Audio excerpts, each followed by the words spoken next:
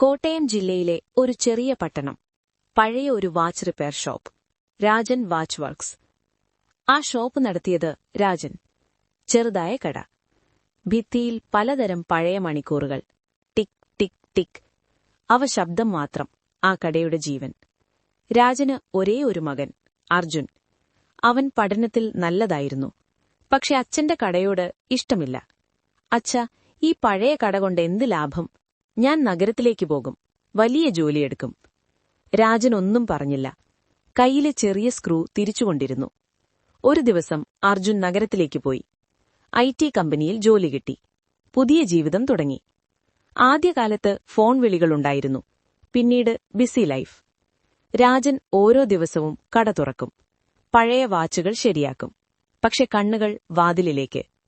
ഒരു ദിവസം ഒരു വയോധിക സ്ത്രീ ഒരു തകർന്ന കൈമണിക്കൂർ കൊണ്ടുവന്നു. ഇതെന്റെ ഭർത്താവിന്റെ ഓർമ്മയാണ്, ശരിയാക്കാമോ? രാജൻ മണിക്കൂർ തുറന്നു നോക്കി. വളരെ പഴയ മോഡൽ, സ്പെയർ പാർട്സ് ഇല്ല. എങ്കിലും അവൻ പൂർണ്ണ രാത്രി അത് ശരിയാക്കാൻ ശ്രമിച്ചു. അടുത്ത ദിവസം മണിക്കൂർ വീണ്ടും ടിക് ടിക് തുടങ്ങി. വയോധികയുടെ കണ്ണുകൾ നിറഞ്ഞു. സമയം തിരിച്ചു കിട്ടിയ പോലെ തോന്നുന്നു, അവൾ പറഞ്ഞു. രാജൻ മൃദുവായി ചിരിച്ചു. ആ രാത്രി അവന് ചെറിയ നെഞ്ചുവേദന. ആർക്കും പറഞ്ഞില്ല. അടുത്ത ദിവസം കട തുറന്നില്ല. ഗ്രാമക്കാർ വാതിൽ തുറന്നു നോക്കുമ്പോൾ രാജൻ കസേരയിൽ ശാന്തമായിരിക്കുകയാണ്. കയ്യിൽ ഒരു പഴയ കൈമണിക്കൂർ. അർജുന്റെ ബാല്യകാല സമ്മാനം. നഗരത്തിൽ അർജുൻ ഒരു ദിവസം അമ്മയുടെ വിളിയേറ്റു. അച്ഛൻ! അവൻ ഗ്രാമത്തിലേക്ക് പാഞ്ഞെത്തി. കടയിൽ കയറുമ്പോൾ ടിക് ടിക് ശബ്ദം കേട്ടു. പക്ഷെ അച്ഛന്റെ ശബ്ദമില്ല. മേശപ്പുറത്ത് ഒരു ചെറിയ കുറിപ്പ്. മോനെ, മണിക്കൂർ ശരിയാക്കുമ്പോൾ ഞാൻ പഠിച്ചതൊന്നു മാത്രം. സമയം ഒരിക്കലും നിർത്താൻ പറ്റില്ല. പക്ഷേ അതിനുള്ളിൽ സ്നേഹം നിർത്താം.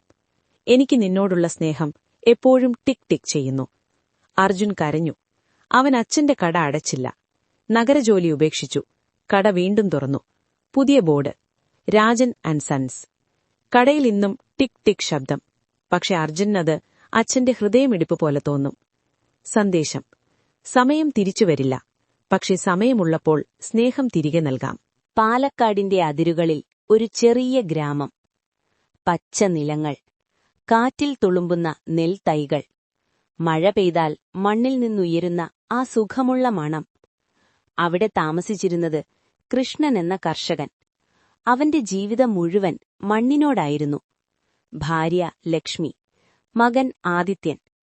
ആദിത്യന് പഠനത്തിൽ മിടുക്കൻ. ഗ്രാമത്തിൽ എല്ലാവരും പറയും, ഇവൻ വലിയ ഓഫീസറാകും. കൃഷ്ണൻ നെൽവയലിൽ വിയർപ്പൊഴുക്കുമ്പോൾ മകന്റെ ഭാവി മാത്രമേ സ്വപ്നം കണ്ടിരുന്നുള്ളൂ. നീ ഇവിടെ കുടുങ്ങരുത് മോനെ, അവൻ പറയും. ഈ മണ്ണിൽ ഞാൻ മതി.